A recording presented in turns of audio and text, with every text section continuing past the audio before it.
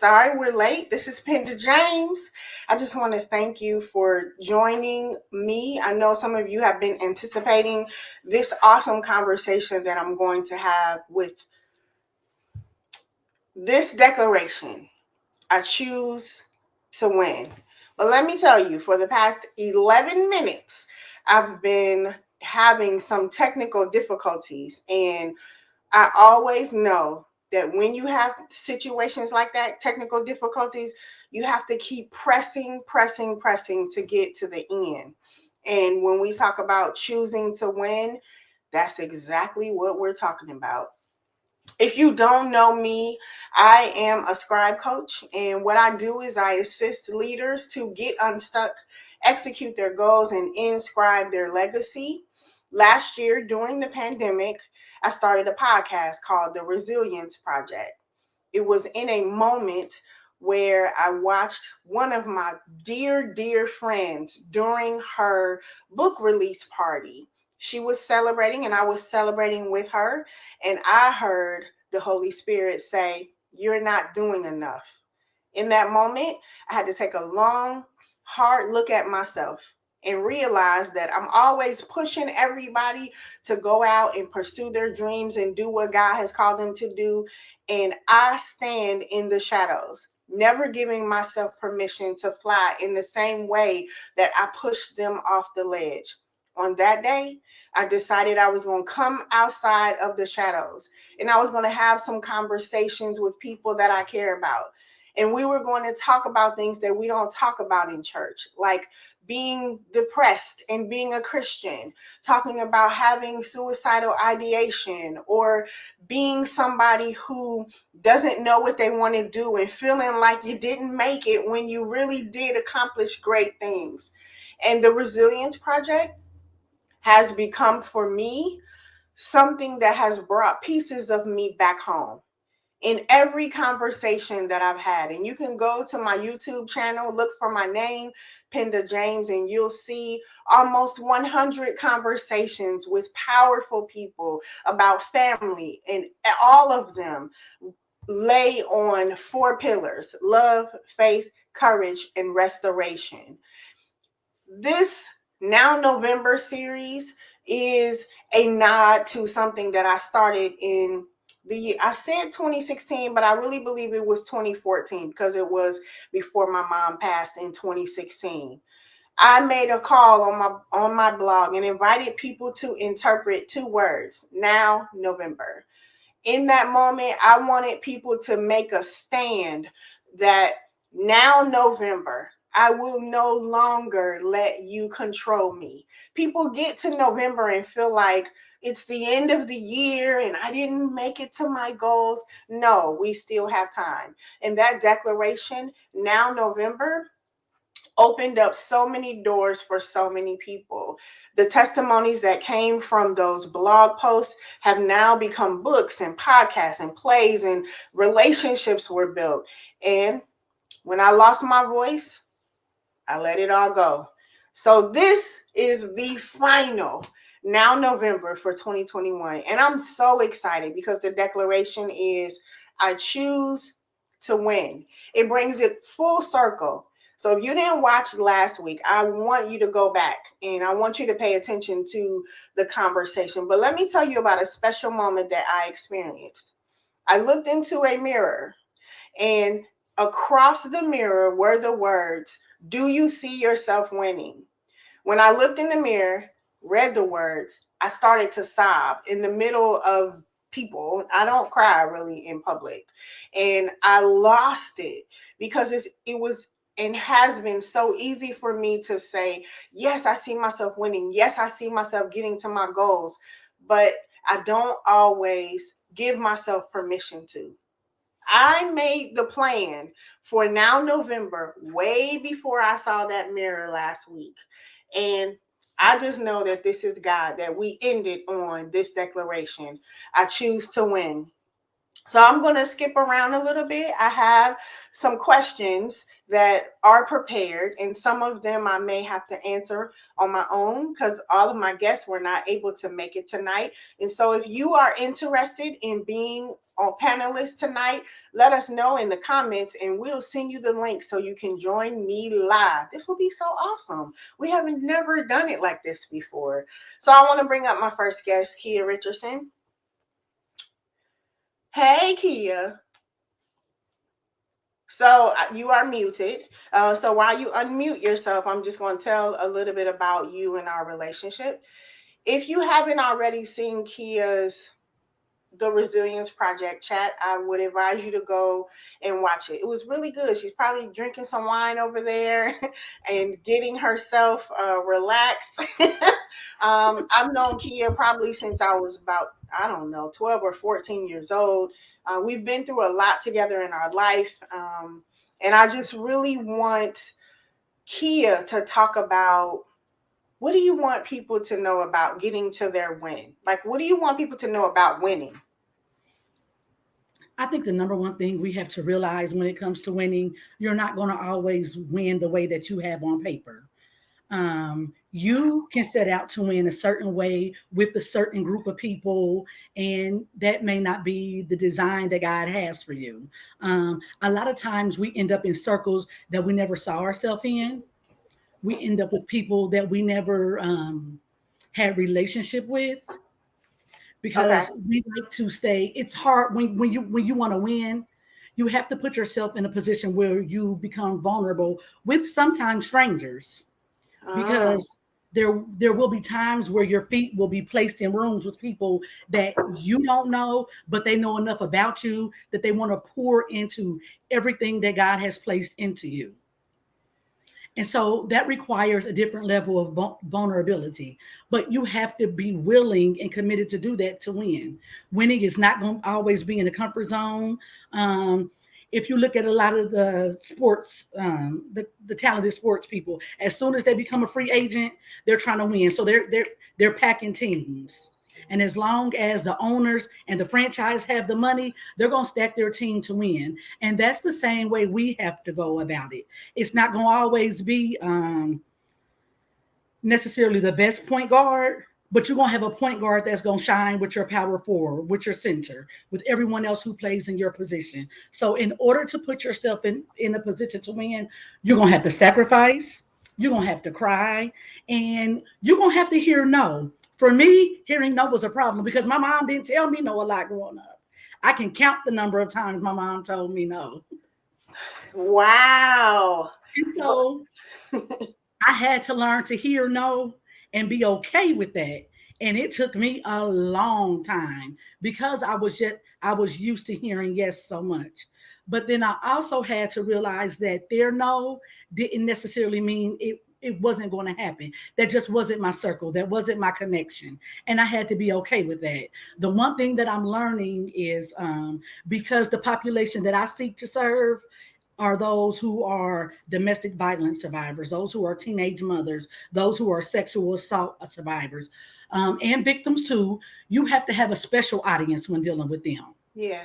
because you have so many people who want to do everything for the gram, they want to do it for the book, but my job is to protect those. And in order for me to protect those and to continue to win, I have to do some things in silence. And I'm okay with that because I'm not a glitz and glam type of person. As long as I know at the end of the day, these children are happy with the gifts that they will get, that the mother was pleased with the gift certificate, that gas money served its purpose. I'm okay with that. So in your winning season, Mm. even though it may not look like the champion of wins, your ring may not be as big as somebody else's, that's not the ultimate goal. Your lights are not going to be as flashy as somebody else's, but your purpose and your calling is what you are. That's your ultimate win goal. As long as you are achieving what you are created for. It's not what the pedestal that the world wants to put you on, because that's when we get the disappointing people, when you have people putting you on a pedestal, when you have people worshiping you, and in so many ways, people will always say to me, "Oh my God, you are so strong. I don't know how you're not this," but I've been everything that they didn't see me in. I've been Ah, depressed. I didn't know how. I didn't know why. I've walked those paths. But because the way I choose to win, I always choose to heal in silence. So when I go in those times where I need to detox, I need to heal, I need to replenish, I'll disconnect from everything and everyone. Hence 2020. But yeah. it's good because 2021 has been better for me. So there's been a rebirth of things that I want to do. Your wins may not always be consistent. You can have 2 good years of winning, and then you can have a year where it's like, I'm just gonna sit the bench and I'm gonna really be a team player and I'm gonna hide out in the dugout. Whatever it is, do your win from your heart and with a smile. That's what I have to say. So, Kia, I have one more question before I let you go backstage. Can you Absolutely. just give me a quick, or give out me and the viewers a quick story about something that you had to fight for in order to win? For me, it was just fighting for my mental health. Um, in our community, when we are trauma survivors, we're not taught to heal the proper way. We are taught to use sex, we're taught to use drugs, we're taught to use whatever coping mechanism is going to numb it for the time. And so for me, the biggest fight for my win has always been my mental health. Because I advocate for people, I always have to make sure that my mental is good. Because what I Mhm. cannot do, I cannot be out of balance. And I can't have somebody coming to me with a black eye and a busted lip, because then I got to choose: am I going to go with ratchetness, or am I going to go with righteousness? But because of the calling and the win that I want, I'm going to have to go with righteousness. I can't set it off even though I'm angry. But because of the wins that I have to be willing to stay consistent with, I have to make sure that my mental health is always good. I stay in therapy. I love my therapist. Like when I get a text, when I get an email from her, that is refreshing for me. Like my therapist, she's become like a BFF. Like our sessions are no longer, I don't feel like she's sitting there taking notes like she's boring me. We have real live conversation, and sometimes they go over. Like our next session is going to be right before Christmas time. So her Christmas gift is going to be amazing. I believe in pouring into those who pour into you. So me, I'm going to always protect my mental health to make sure that my win stays consistent. Thank you, Kia. Always. We're gonna let you go backstage, but we'll bring you up. We'll bring you back. Thank you. Cheers. All right. I just want to welcome Nika and Uncle Taurus, as they called you while we were trying to get you on the line. Thank you so much for being here. I'm going to ask you both the same question that I just asked Kia, and then Taurus, I'm going to send you You need red backstage. And stripes in the refrigerator? what are you doing? Pay attention. I am. I want you to give us a quick story, just real quick, about something that you had to fight for in order to win. Well, for me, I was on a call with you guys and the phone didn't work. So I had to log off and log back on from another computer, change my password within 5 minutes. That's a fight right there for me. Yeah. Yeah, I'm gonna send you backstage and you're gonna come back and I'm gonna ask you your question. Thank you for being here. I appreciate you, brother. Hey, Hey, Nika. Penda. Can you hear me? Yes, I can hear you. I All was calling right. you like I can't hear. Hey, Pookie. Like I know you. I know you call everybody Pookie, but Call can everybody. you tell us about something that you had to fight for in order to win? I think I had to fight for me. You know, a lot of times we come out of families and we are told for so long who we are. So I think I had to fight for my voice. I had to fight for my purpose. I had to fight for who I was, because I was a good kid. You know, you do what your family is told. You do what you're told. You follow the rules. I didn't follow all of them, but I followed the majority of the rules. And there is a period in there where you really not necessarily challenge, but you have to come to grips with uh, what the family might have thought might not be in line with what God is even saying about. Mm. And you have to fight for who you are. I think a lot of us get stuck there. You know, Kia was kind of touching on it, you know, like with your mental health.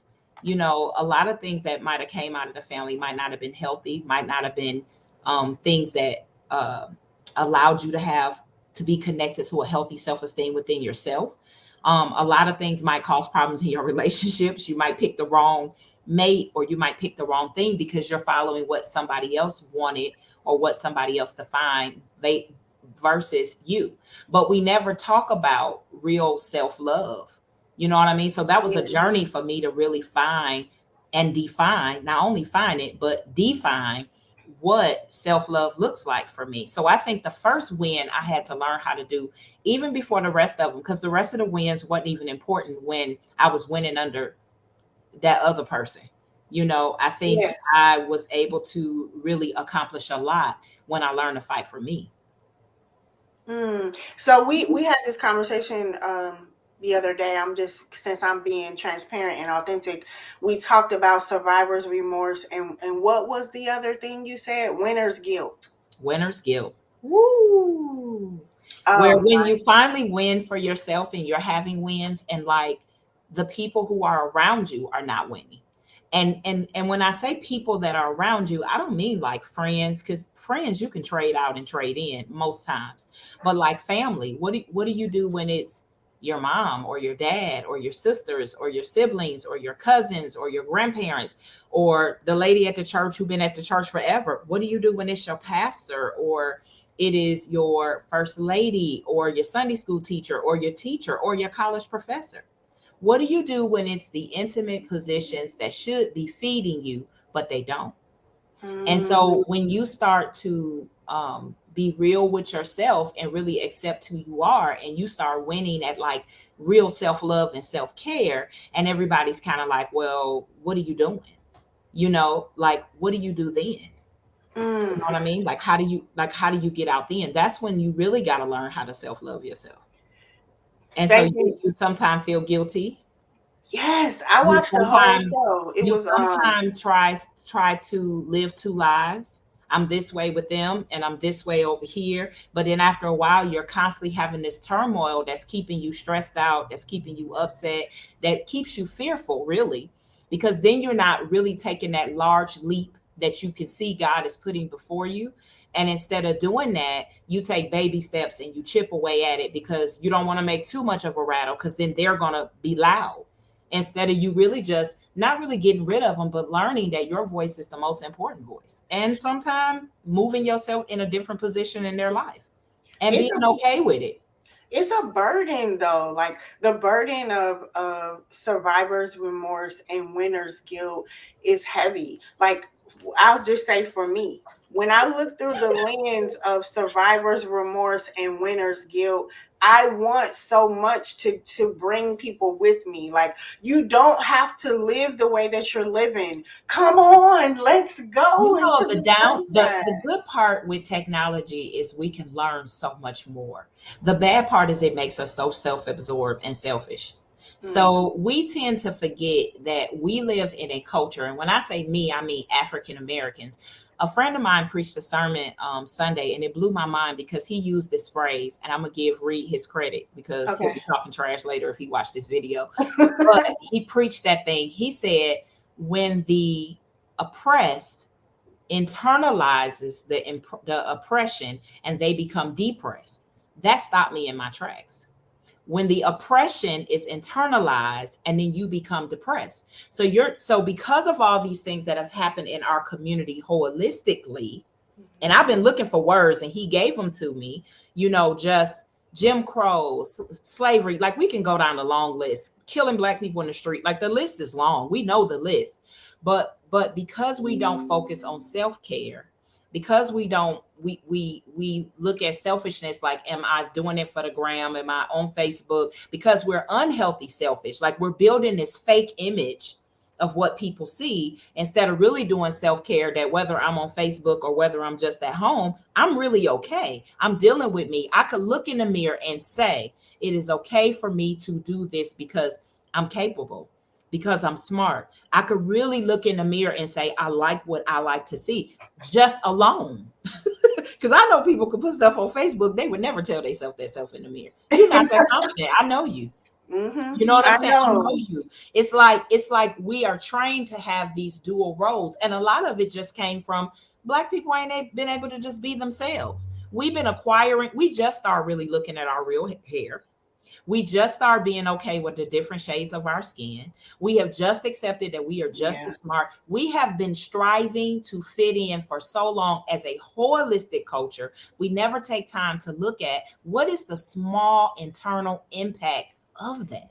And we're not the first generation to do that. We've been doing this for generations. And so now what I'm finding is when I get in conversations one-on-one with friends or groups of kids that I'm mentoring, I'm starting to see what's the effect, what's the personal effect of all of that.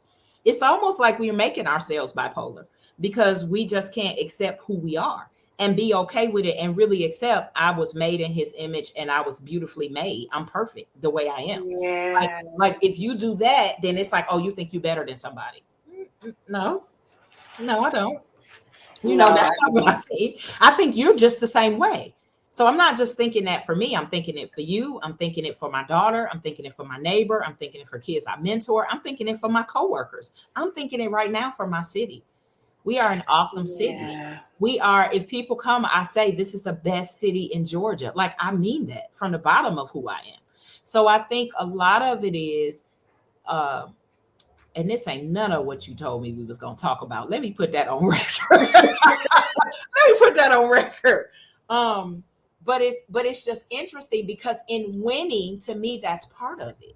You can't truly win. And it's so funny. I found a cute little acronym for win, and it's what I need. Whoa. Win, I need to focus on what I need. And I added in this life to experience peace, happiness, and joy. That's really winning. That's what I need. Because none of the things you accomplish through education or money or prosperity do you really enjoy if you're not happy and peaceful and joyful. You just don't really enjoy them. No. I have a wide network of people, and some of them make really good money. I wouldn't trade their life for nothing because they are very unhappy. And none of the money, none of the prestige, none of anything is giving them any relief. And then here I come like, hey, what's going on? Happy and broke. No, I'm not broke, but you're not broke. I'm not nowhere near it. But just really, but really finding joy in what we do. You know what I'm saying? Like really being happy and being at peace, like really winning. We are calling winning the wrong things, because if you're depressed and you talk down to people and you're negative to them and nothing that comes out of your mouth is joyful, and when you walk in a room and you leave and it feel like you sucked all the air out of the room, there's a problem. Bless you. There is a problem. Like we're not happy, and you can see it in school. We got more challenges. Slap the teacher challenge. To me, that's a cry for help. Okay, cry for help. Our kids are not feeling it. We're not modeling it. It's crazy. When I was growing up, all of my teachers pretty much were my daddy and mommy's friends. Right. So I would never, ever, if consider that anyway. But the community was so close knit that everybody knew somebody that knew somebody that knew my parents. Right. I wasn't gonna do that. Right. And one of the things we have to realize is we no longer have a village. People move it's so funny to me. My dad is from Alabama, and whenever we would go back, I would be amazed as a kid how he knew everybody. We couldn't drive 5 minutes. We couldn't walk 2 seconds. We couldn't even look outside without somebody speaking to him. And I realized as I got older, in that community he grew up, that might have been the last community that existed, because those people had lived in those communities 2, 3, 4, 5 generations. They left plantations and moved to cities together. And so when we migrated up north, we lost community because we don't know each other. I make a point that when I work with kids, I'm gonna start talking to your mama like, hey, how you doing? You're my friend, long before I tell her baby bad or good. I do, because you don't know me. And hearing a bad something from a stranger it's hard. It's hard. It's hard. But when I know you love my baby and I love my baby, you can tell me my baby bad. We can talk about why my baby bad. We want to assume a village. We want to claim a village mentality without a village. Knock it off, people. We need to stop this dual personality. We need to stop this. We're like this over here, but we're like that over there. No, we need to get oneness within ourselves. So, Nika, let me just put a pin in what you're saying, because I need you to come back and listen to this right here where your passion came alive. Go backstage. I'll bring you back. Bring up Taurus. I already know where you're going. No, ma'am. Hey, bruh. I'm so happy that you're here. Okay. So I have a question for you, because I haven't really shared a lot of your testimony, but when I first met you, one of the things that you said to me was, my life is a movie. I have seen that time and time again, that as soon as we about to win, some crazy happen. So I want you to answer this question for me. You can choose to win every time, but what happens when you don't?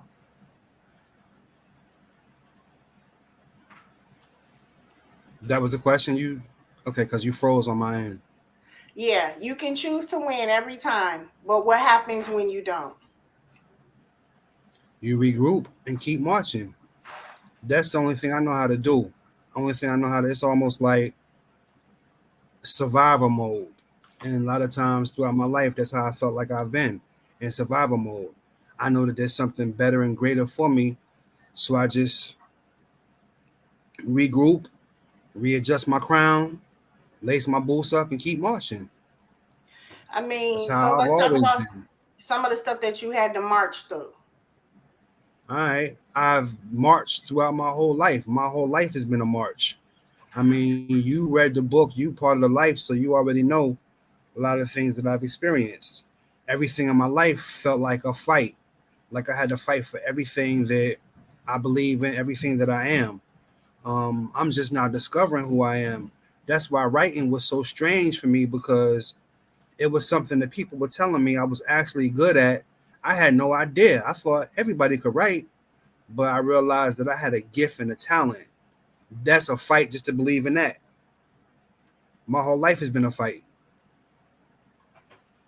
Your whole life has been a fight, and you're still standing, even though I'm things have still knocked you standing. down. Like serious things in your life, like car accidents and strokes, and like you're still standing. So, what do you want to win, Taurus? What is your win?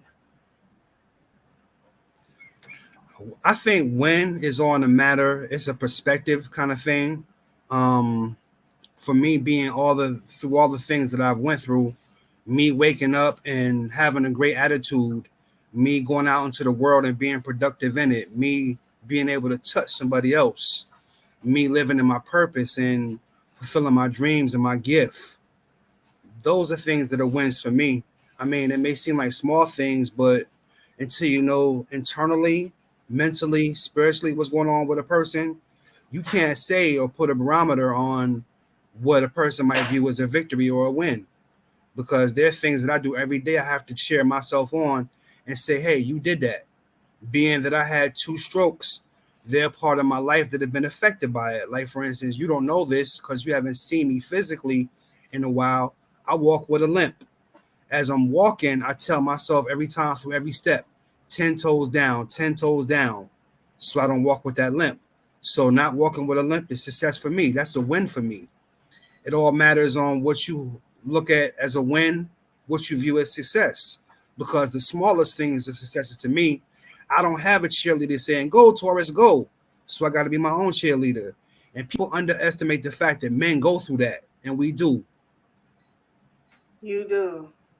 I wanted to bring you on for this conversation, because when I think about you and I think about, like, you know, I feel like we're twin souls of the, I don't know, of the creative mind or something.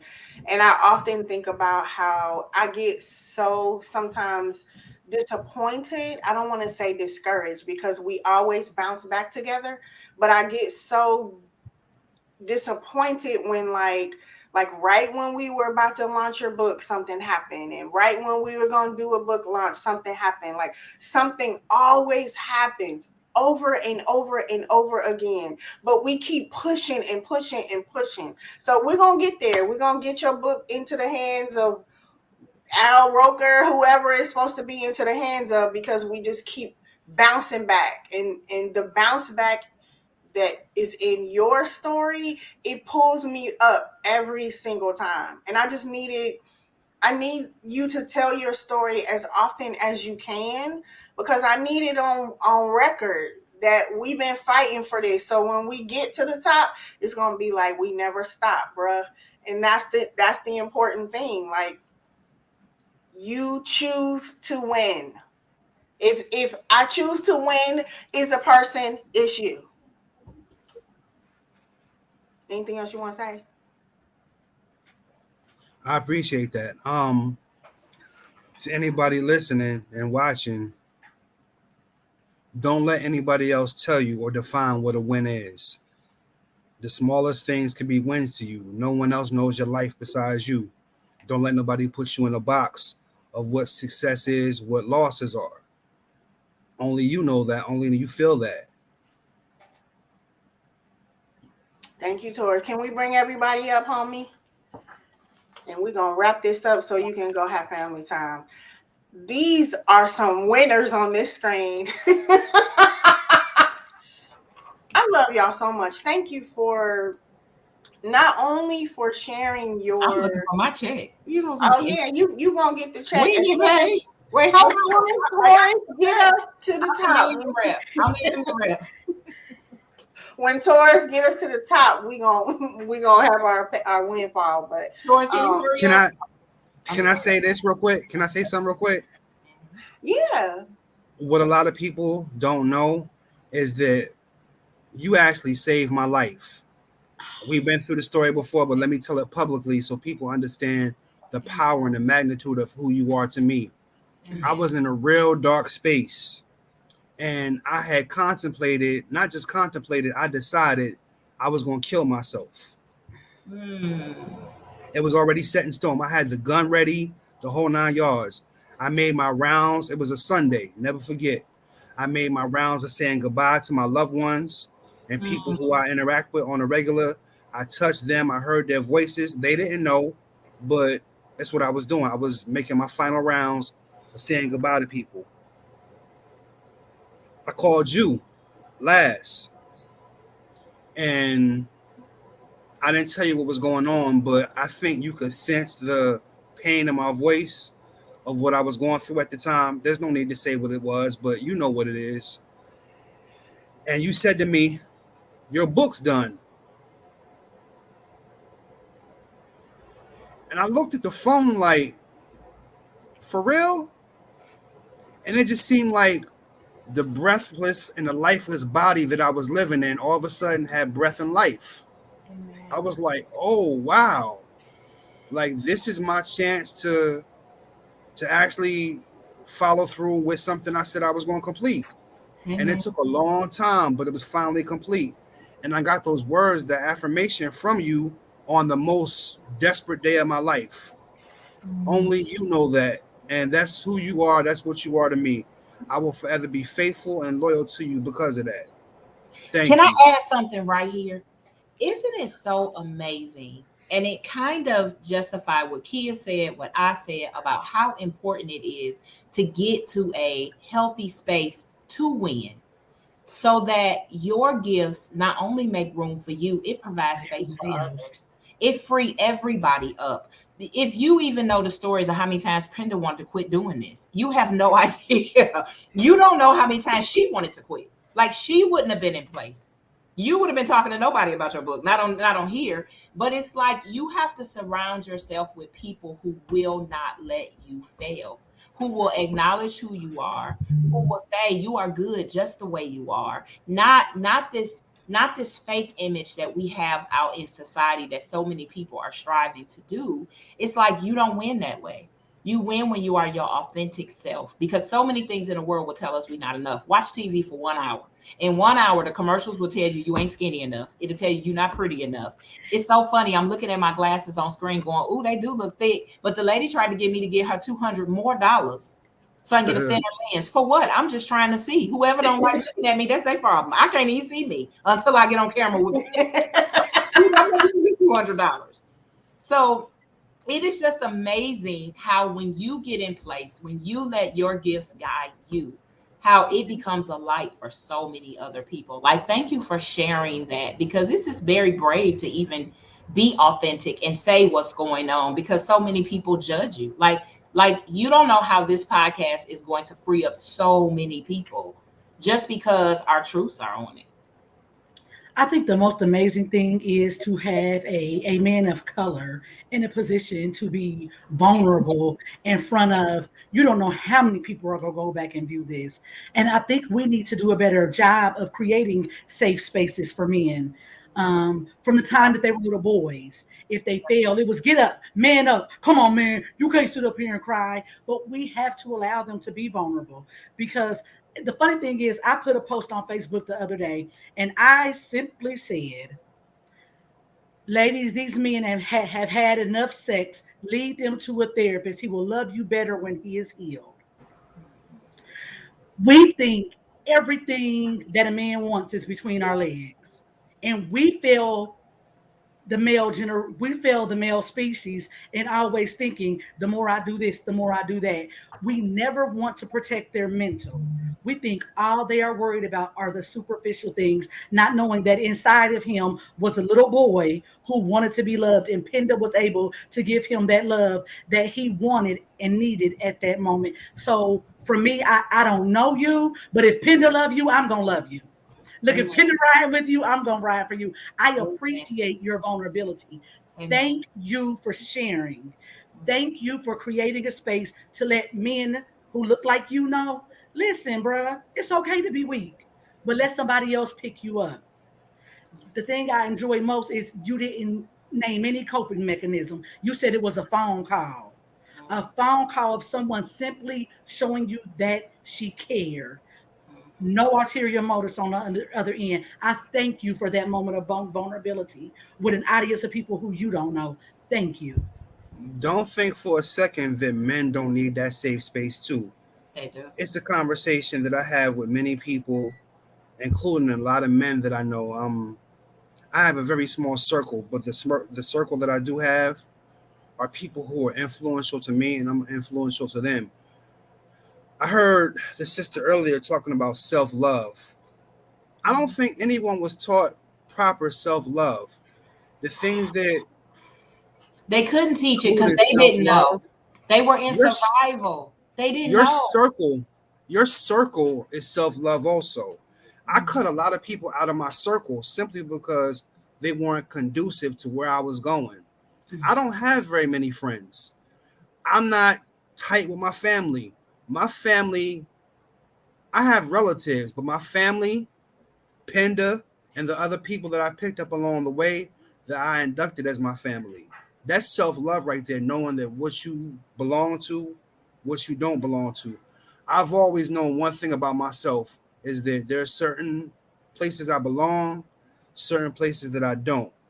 I'm not going to compromise who I am, my integrity as a man and as a human, being involved in situations that don't fit me and don't serve me. So Penda for me is that safe space. Before I even told my parents, the whole basis of my book stems from child molestation from age 6 to 8. I never told anybody else about it, but Penda knew about it. She read it. And I was expecting her to come back with some strange, or maybe she ain't want to deal with me because of. And her only thing was, so how you want to do this?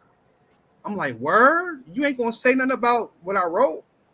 And I asked her about it, and she made me feel real safe, because what she said to me pretty much was, people need to read this. Thank you, Penda. You don't know what you mean to me, and in case you didn't, I'm giving you flowers right now. You are my sister for life. I love you, in the purest, most naturally way you could love another human being. Thank you, sister. I'm trying to hold it all together right now. Be I have free. You Be better not cry authentic. on me. I have sobbed on the Resilience Project and gotten my healing, but Nika taught me that I needed to listen. So I just wanted to listen. Um, I have wanted to quit so many times. Like, people aren't watching. This is dumb. Why did God want me to do this? And every single time, even if it's, I was telling Tiffany, like sometimes I turn the camera on, I'll just be talking to myself, rambling all over the place. But I know that it's what I have to do to get to my healing. I got to a place when I moved to Georgia where I did not love myself anymore because the environment that I'm in does not love me. And I needed to find a way to get back to me, to get back to what's important to me. And turning on the camera and having these conversations was during the pandemic when I couldn't touch y'all and I couldn't get to nobody. And this is what showed me what love is. I needed whoever is watching today to see that if I choose to win, it is a person, it is the three of y'all. I choose to win. Like, as much as you have bounced back in the things that you've been through in your life, you make a choice every single day to get back up. After the loss of a spouse, after the loss of a child, after the loss of your innocence, you keep getting back up and up and up, and you have so much more work to do. And I just want to thank you for standing with me in a circle and saying to now November, I choose to win. And I just hope that for those of you who are watching us tonight, that you'll share and tag somebody in this. This was an important conversation. And if you want to be a guest on the Resilience Project and tell your bounce back story, let me know. I want to hear it. I want to hear how you found the strength to get back up again when you got knocked down over and over and over again. Your resilience is in the power of your bounce back. I choose to win is so, so important. Make the choice today.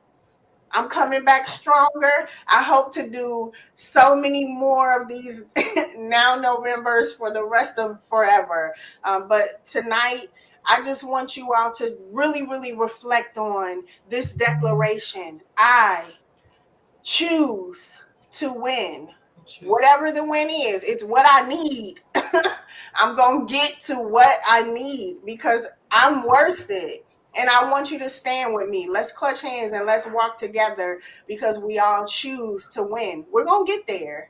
The bounce back is real, y'all. I appreciate you. Like, share, comment, be a guest, and go to my YouTube and subscribe. And before I let y'all go, I really need y'all to go to Amazon and buy Taurus's book. It is called The Obese in Me. Let's get his book into the hands of Al Roker and Queen Latifah. Like, he has a long list of people. Monique, he wants to really get his book into the hands of Monique because she can tell his story in a way that she can relate.